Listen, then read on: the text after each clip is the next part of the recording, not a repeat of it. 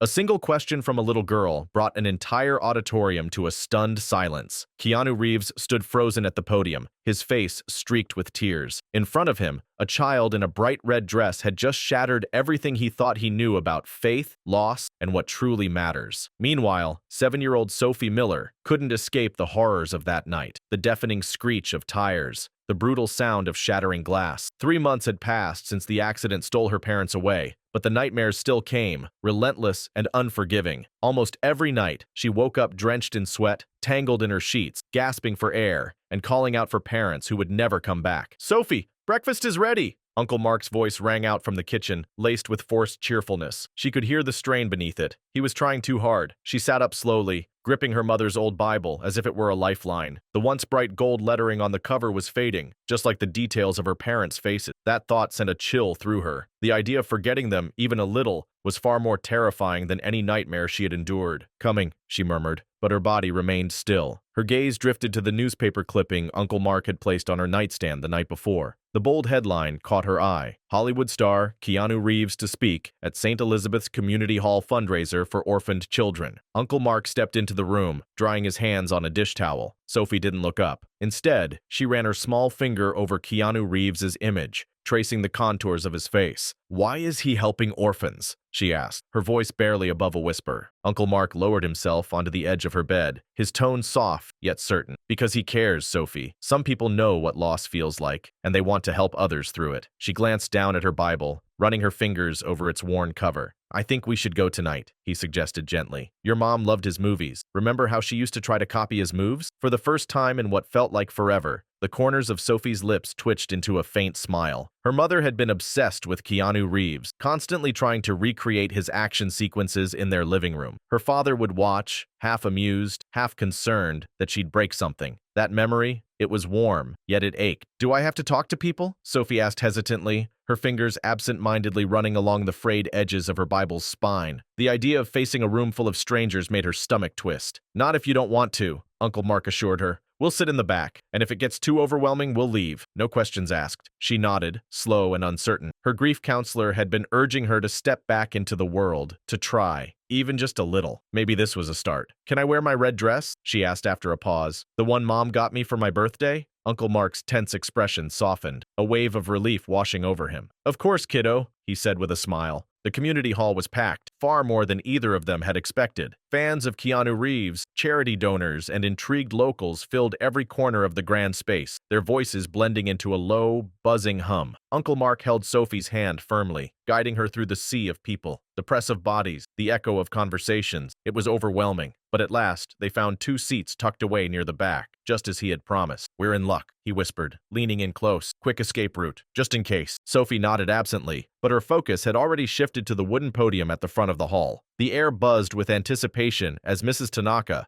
the event organizer, stepped forward. With a warm smile, she welcomed the crowd and began speaking about the charity, about children who had lost their parents, about strength and resilience. Sophie barely listened. She had heard these same comforting phrases over and over, yet none of them could bring back what she had lost. But then, her ears perked up. Mrs. Tanaka's tone shifted, brimming with admiration. "We are honored to welcome someone who needs no introduction, a man whose talent on screen is matched only by his wisdom off of it. Please give a warm welcome to Mr. Keanu Reeves." Sophie sat up straighter, suddenly alert. The room exploded with applause as Keanu Reeves strode confidently to the podium. The energy in the hall shifted. This wasn't just another speaker. This was him. Instead of a standard suit, he had opted for a sleek, black tactical-style jacket, reminiscent of his most famous action roles. It wasn't typical public speaking attire, but the children had asked to see him as the hero they knew from the big screen. As the cheers settled, Keanu scanned the audience, his signature, humble smile putting them at ease. Then, his deep, steady voice filled the room. "Thank you for that generous introduction," he said, his words effortlessly commanding attention. "It's truly an honor to be here tonight for such an important cause. Children who have endured loss don't just need sympathy, they need support, guidance, and above all, people who believe in their strength." Sophie leaned forward, her curiosity sparking to life. He wasn't like the counselors who spoke to her in soft, pitying tones, or the neighbors who whispered condolences and quickly changed the subject. Keanu Reeves spoke with warmth, but also with honesty, like he actually understood. He continued, sharing glimpses of his own struggles, the hardships he had faced growing up, and how he had learned to channel his pain. "The toughest battles," he said, his voice steady, "aren't the ones we fight against others. They're the ones we fight within ourselves. As Keanu spoke about discovering inner peace through discipline and perseverance, something shifted inside Sophie. The constant weight in her chest, the one that had clung to her since the accident, seemed to ease, if only just a little. Her fingers instinctively drifted to the Bible resting in her lap, tracing the familiar grooves of its worn cover. A memory surfaced, clear as day. Her mother, sitting beside her, reading from this very book just days before the crash. God cares especially for children, she had said, gently pointing to a passage about Jesus welcoming the little ones. But if that were true, why had he taken her parents? The thought sent a surge of determination through her. Before she could second-guess herself, her hand shot into the air. The movement was so sudden and forceful that Uncle Mark barely had time to react, but Sophie didn't budge. She stood firm, gripping her Bible so tightly, her knuckles turned white. "I have an important question," she declared, her voice ringing through the silent hall. It was steady, shockingly steady, for a 7-year-old standing before a crowd of adults and a world-famous celebrity. Keanu Reeves didn't hesitate. A warm smile crossed his face. "Important questions deserve to be heard," he said. "Come up here so I can hear you better."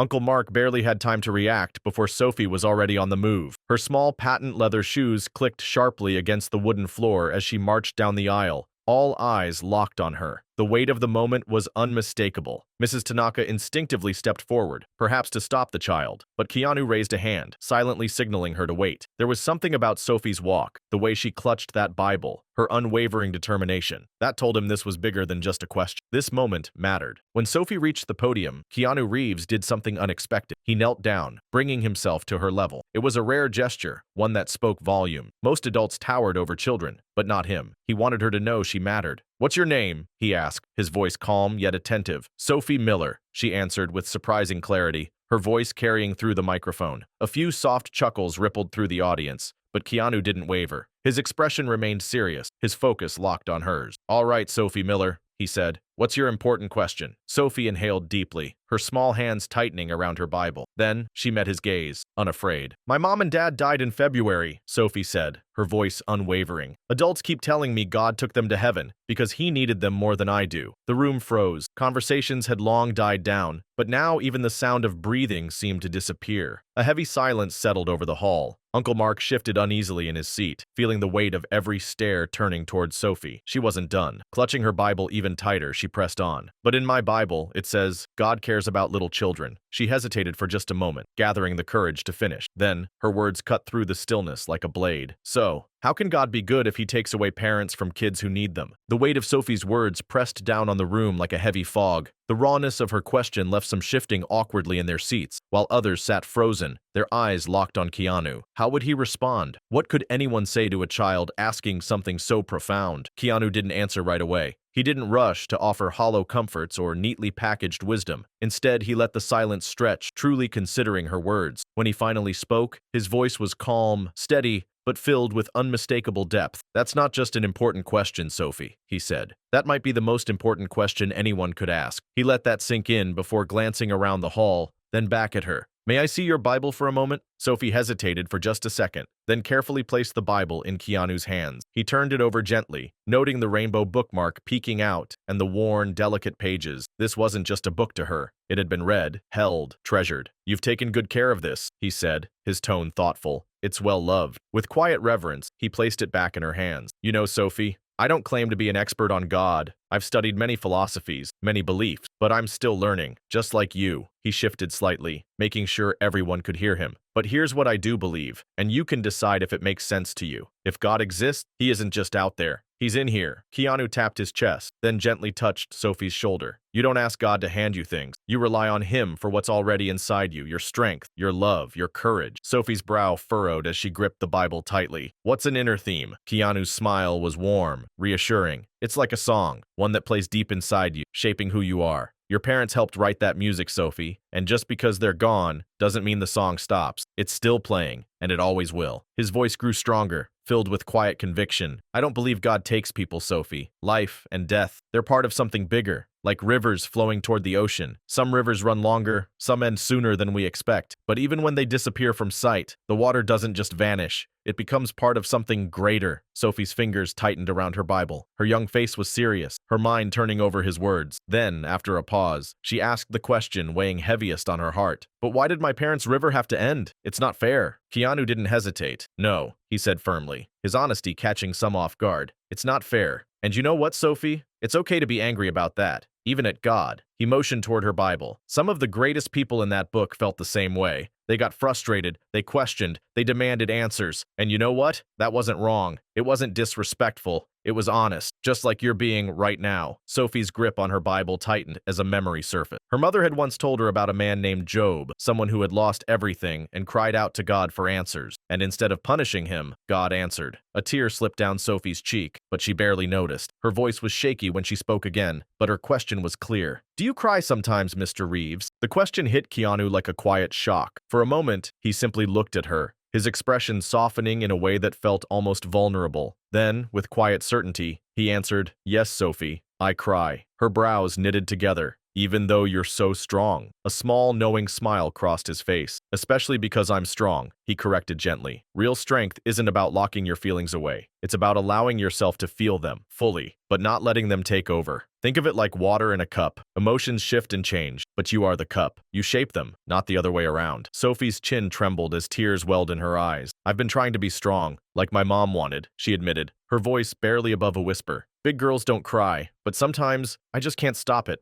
Keanu's own eyes shimmered, the depth of emotion catching him off guard. He took a steady breath before speaking, his voice gentle but firm. Your mom was right about a lot of things, Sophie. But on this, I have to disagree. Crying doesn't mean you're weak. It means your heart is still open. And that takes real strength. Without hesitation, he stepped forward and wrapped his arms around her. The entire room held its breath. This wasn't a rehearsed moment, wasn't for show. This was raw, real. Sophie clung to him, her small frame shaking. I miss them so much, she whispered, unaware that the microphone had carried her words through the silent hall. Keanu held her tighter. His voice, thick with emotion, was barely above a murmur. I know, he said, and that missing, it's love that never fades. In that instant, something deep stirred within Keanu. Memories flooded his mind, friends lost too soon, mentors whose wisdom lived on only in echoes. He thought of his own loved ones, his family, the fleeting nature of time. Sophie's question, her pain, wasn't just hers. It belonged to everyone in that room. It was the kind of truth that cut across beliefs, backgrounds, and experiences. When they finally pulled apart, Keanu took a steady breath and cleared his throat, not bothering to mask the raw emotion in his voice. You know, Sophie, you've taught me something important today. Her tear-streaked face lifted, eyes wide with surprise. I have? She asked, swiping at her damp cheeks with the back of her hand. Yes, Keanu said with quiet conviction. You reminded me that real strength isn't about holding everything in. It comes from being open, from allowing yourself to feel. In my training, I teach people to be like water, to adapt, to flow with life, instead of resisting it. But water isn't just flexible, it's honest. It can be calm like a still lake, or fierce like a crashing wave. It never hides what it is. He glanced out at the audience, and to his surprise, many were wiping their eyes. This was why he had come here tonight.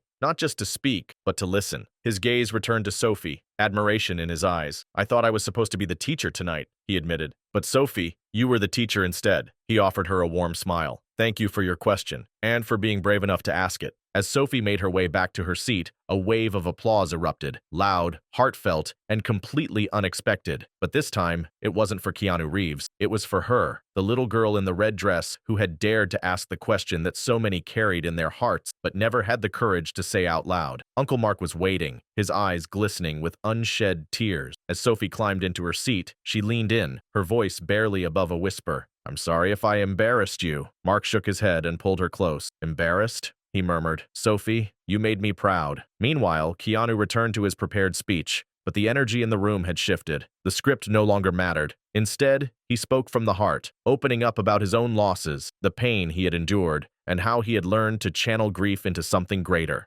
As the event wrapped up, a steady stream of people lined up to thank Keanu for his words, shaking his hand and expressing their gratitude. But before he left, he had one more person to see. He found Uncle Mark first. Your niece is remarkable, Keanu said, his voice filled with genuine admiration. Mark chuckled, rubbing the back of his neck. She's always been direct, he admitted. Her mother, my sister, was the same way. I never knew what was going to come out of her mouth next. Keanu grinned. That's not a flaw. That's a gift, he said. Don't ever let the world take that from her. Then, he knelt down once more, meeting Sophie at eye level. His expression was serious, his words deliberate. Remember this, Sophie Miller. Being strong doesn't mean having all the answers. It means having the courage to ask the questions. Keanu Reeves' encounter with Sophie Miller was far more than just a fleeting conversation. It was a powerful reminder of the impact that kindness, honesty, and human connection can have. In a world that often tells us to mask our pain, he showed that real strength isn't about burying emotions, but about facing them with courage, vulnerability, and compassion. Some moments stay with us forever. This was one of them. If this story moved you, don't forget to like and subscribe for further updates.